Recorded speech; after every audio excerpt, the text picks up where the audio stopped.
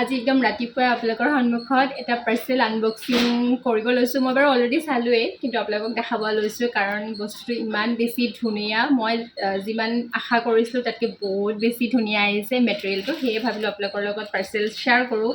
আৰু আজিকালিতো মোৰ আপোনালোকৰ সন্মুখত পাৰ্চেল আনবক্সিং কৰি বহুত বেছি ভাল লাগে। এইটো মোৰ হাতত এটা আছে পাৰ্চেল, মিছ'ৰ পৰা আহিছে অলপ আগতে। মই এটা চাৰ্ট অৰ্ডাৰ কৰিছিলোঁ, যিহেতু আপোনালোকে গম পাইছে এইকেইদিন মই নন ষ্টপ ইণ্টাৰভিউৰ কাৰণে গৈ আছোঁ, গতিকে মোক এটা ফৰ্মেল চাৰ্ট লাগিছিলে। আৰু মই আজিকালি চাৰ্ট পিন্ধি মানে বহুত বেছি ভাল পাওঁ, গতিকে এই চাৰ্টটো অৰ্ডাৰ কৰিছিলোঁ।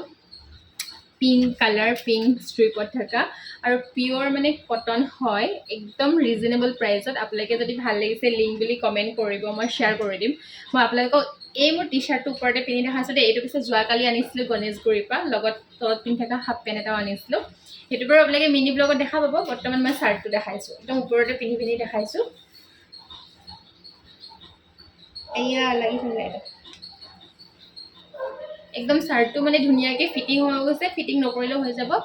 চাওক না, ইমান কিউট লাগিছে, একদম বেবী পিংক কালাৰ হয়। আৰু যিহেতু মোৰ এইকেইদিন ইণ্টাৰভিউ দি থকা হৈছে, গতিকে পিন্ধিব পাৰিম। মানে মোৰ আপোনালোকেতো এটা দেখেই হোৱাইট ব্লু ষ্ট্ৰিপ থকা এটা, সেইটো যিটো নেকি বহুত বেছি ক্ৰপ চাৰ্ট হৈ যায়, মানে অলপ কেজুৱেল হৈ যায়, গতিকে মোক ফৰ্মেল লাগিছিলে। লেন্থটো একদম ধুনীয়া জোখৰ আৰু কাপোৰটো মানে একদম গৰমত পিন্ধিব পৰাকৈ বহুত বেছি কমফৰ্টেবল হয়, গতিকে ভাবিলোঁ আপোনালোকৰ লগত শ্বেয়াৰ কৰোঁ। আৰু যদি ভাল লাগিছে আপোনালোকে লিংক বুলি কমেণ্ট কৰিব, মই আপোনালোকক তলত দি দিম ডেছক্ৰিপশ্যন।